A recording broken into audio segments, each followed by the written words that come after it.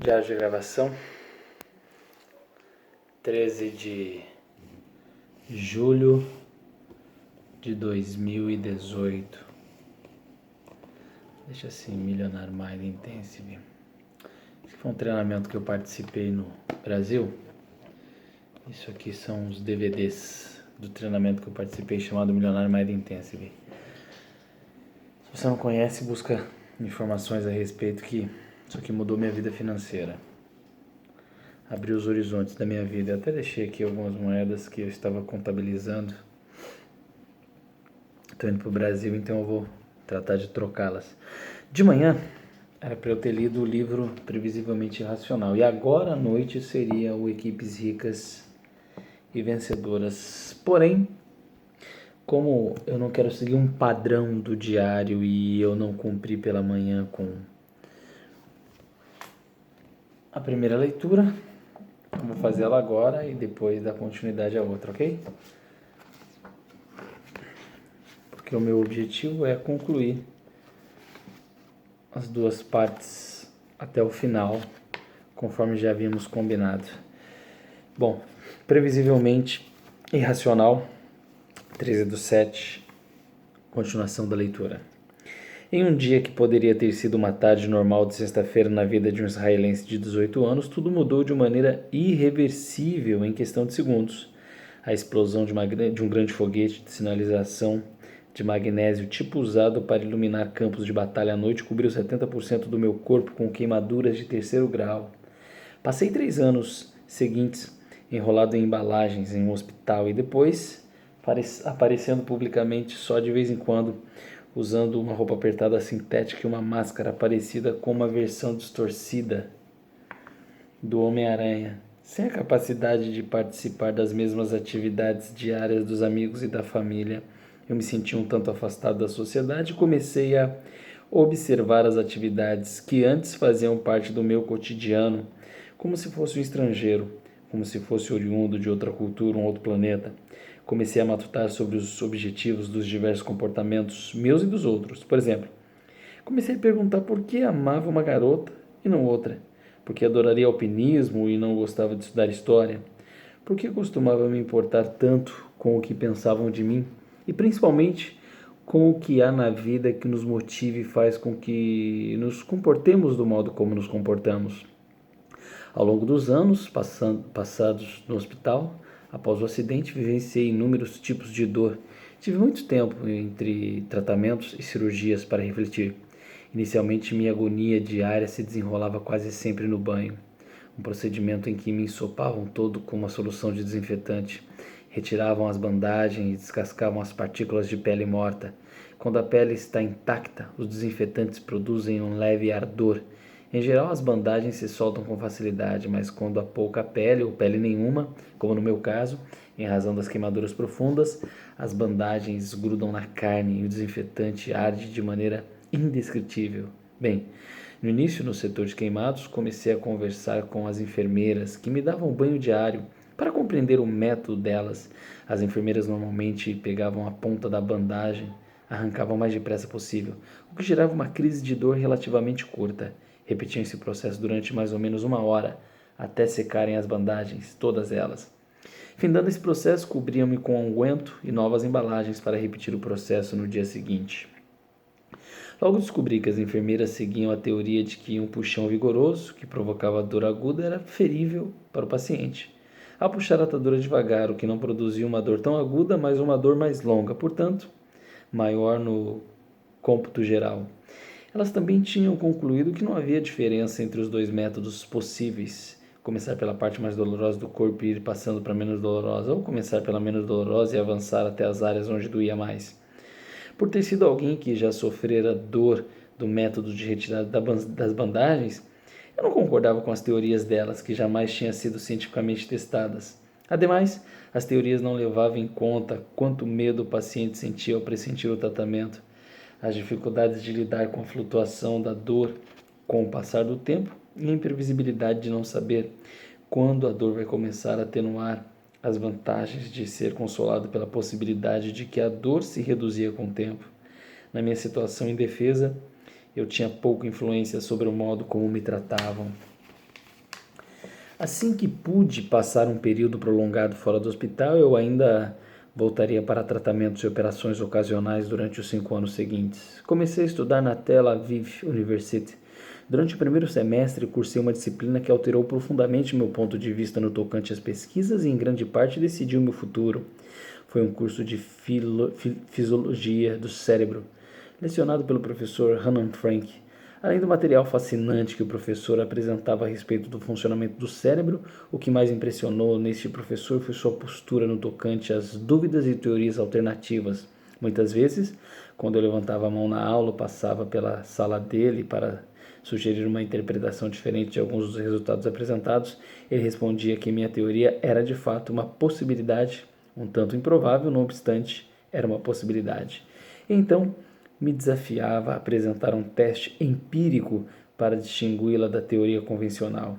Apresentar esses testes não era fácil, mas a ideia de que as ciências são experiências empíricas em que todos os participantes, até mesmo um aluno novo como eu, podem apresentar teorias alternativas, contanto que descubram métodos empíricos e testar tais teorias, abriu um mundo novo para mim. Em uma de minhas visitas à sala do professor Frank, propus uma teoria que explicava como se desenvolvia determinada fase da epilepsia e acrescentei uma ideia de como seria possível testá-la em ratos. O professor gostou e durante os 3 meses seguintes operei uns 50 ratos, implantando-lhes cateteres na medula, administrando diversas substâncias para gerar e reduzir a duração dos ataques epiléticos. Um dos problemas práticos desse método era que os movimentos de minhas mãos eram limitados, em razão das queimaduras. Em consequência disso, eu tinha muita dificuldade para operar os ratos. Por sorte minha, meu melhor amigo Ron, ávido vegetariano e amigo dos animais, aceitou meu convite de passar algumas semanas comigo no laboratório para me ajudar nos procedimentos. Uma verdadeira prova de amizade, caso exista esse tipo de prova. No fim das contas, minha teoria estava errada, mas isso não reduziu meu entusiasmo. Consegui aprender algo sobre minha teoria. Afinal, mesmo estando errado, foi bom ter certeza disso. Sempre tive muitas dúvidas sobre o funcionamento de coisas e sobre o comportamento humano. E minhas novas compreensões de que ciência fornece a ferramenta e as oportunidades de examinar qualquer coisa que eu achasse interessante. Isso me atraiu para o estudo de como os seres humanos se comportam. Com essas novas ferramentas, concentrei em grande parte do meu empenho inicial em entender como sentimos dor. Por motivo óbvio, eu estava mais interessado em situações como a dor do tratamento no banho, em que se faz o paciente sentir dor durante um longo período de tempo. Seria possível reduzir a agonia geral dessa dor? Nos anos seguintes, consegui realizar uma série de experiências de laboratório comigo mesmo, com os amigos e com voluntários, usando dor física induzida por calor, água fria, pressão, som alto e até mesmo dor psicológica de perder dinheiro na bolsa de valores para procurar as respostas.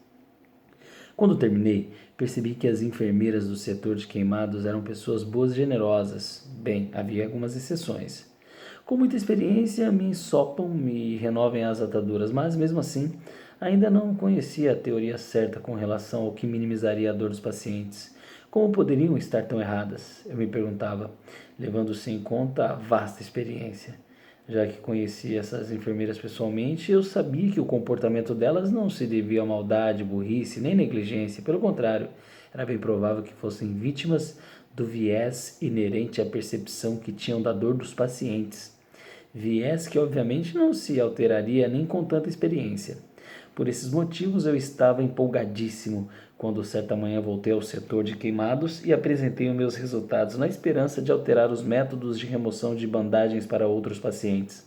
Disse às enfermeiras e aos médicos que sentiríamos menos dor se os tratamentos como a remoção de bandagens em um banho fossem realizados com menor intensidade e maior duração do que por meio de alta intensidade e duração mais curta. Em outras palavras, eu teria sofrido menos se tivesse puxado as ataduras devagar e não com aquele método de puxões rápidos. As enfermeiras ficaram genuinamente surpresas com a minha conclusão, mas eu também fiquei surpreso com o que Et, minha enfermeira favorita, tinha a dizer.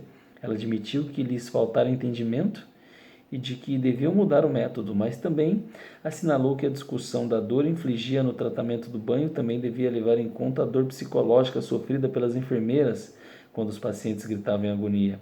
Puxar as bandagens rapidamente poderia ser mais compreensível, explicou-se, fosse o modo que as enfermeiras abreviarem o próprio tormento delas, e o rosto delas quase sempre revelava o que elas estavam sofrendo com aquilo.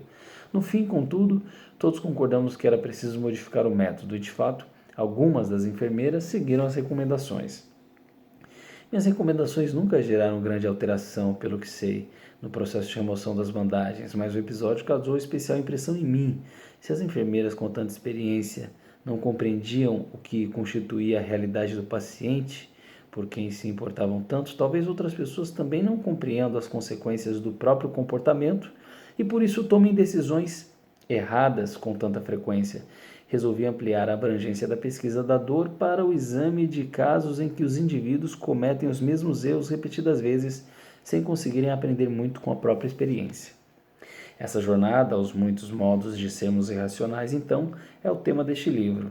A disciplina que me permite tratar desse assunto se chama Economia Comportamental, ou Discernimento e Processo Decisório. A economia comportamental é um campo relativamente novo que se vale de aspectos tanto da psicologia quanto da economia.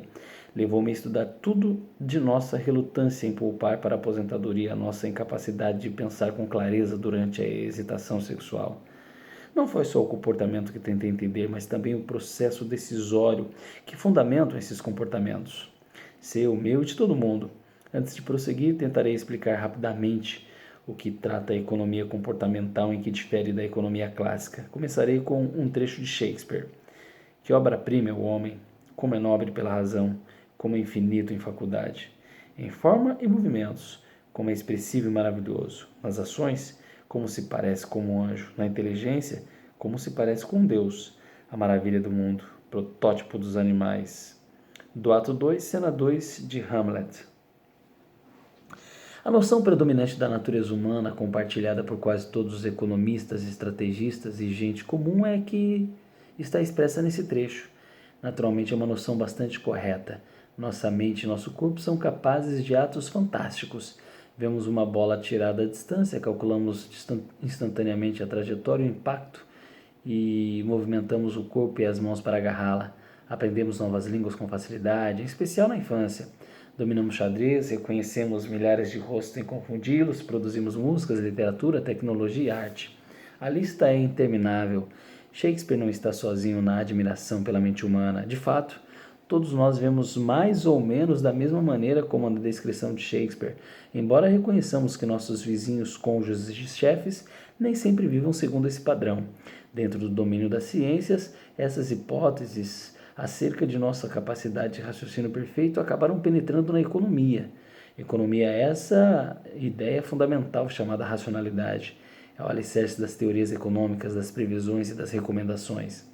Dessa perspectiva e até o ponto em que todos acreditamos na racionalidade humana, somos todos economistas. Não quero dizer que cada um de nós saiba intuitivamente elaborar complexos modelos da teoria dos jogos ou entender o axioma generalizado da preferência revelada pelo GARP, Generalize Action of Revealed Preference. Pelo contrário, quero dizer que somos detentores das convicções fundamentais acerca da natureza humana, sobre as quais se constrói a economia. Neste livro, quando menciono modelo econômico racional, refiro-me à hipótese elementar que a maioria dos economistas e muitos de nós sustentamos acerca da natureza humana. A ideia simplesmente atrai de que somos capazes de tomar decisões certas para nós mesmos.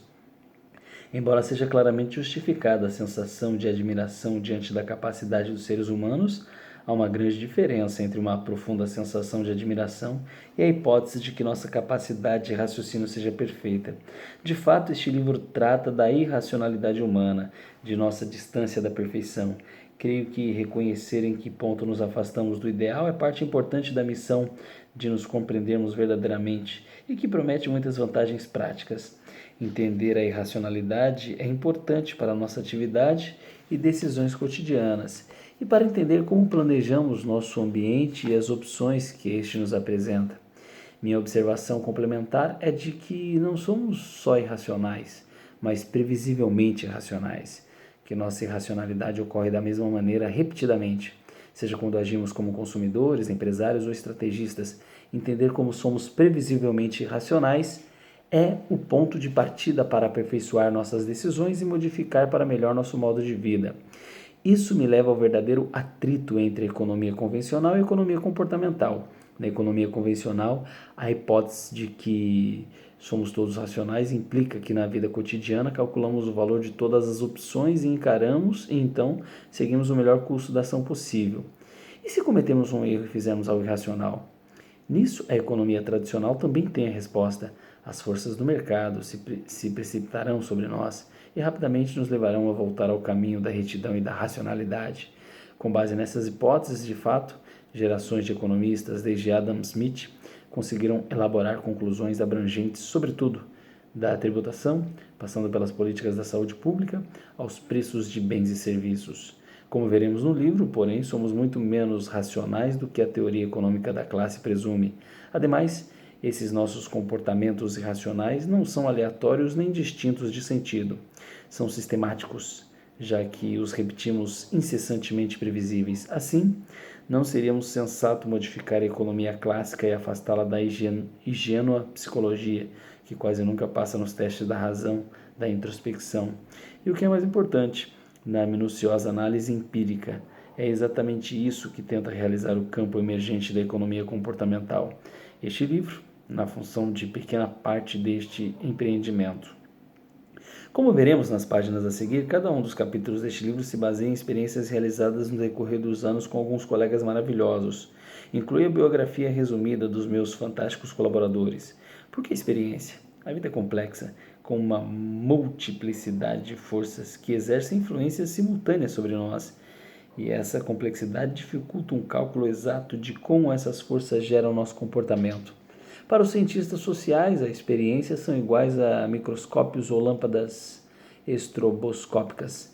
Ajudam-nos a reduzir a velocidade do comportamento humano até chegar a uma narração quadro a quadro dos acontecimentos, isolar forças individuais e examiná-las com atenção e minuciosamente.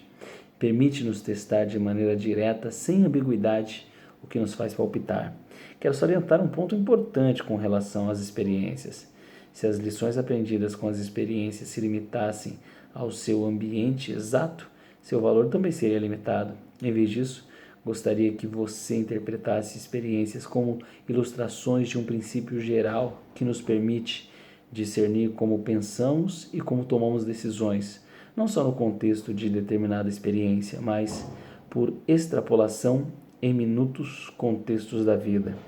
Em cada capítulo, então, dei um passo rumo à extrapolação das descobertas das experiências para outros contextos, tentando descrever algumas das possíveis implicações para a vida, o trabalho e as políticas públicas. As implicações que deduzi, naturalmente, são apenas uma lista parcial.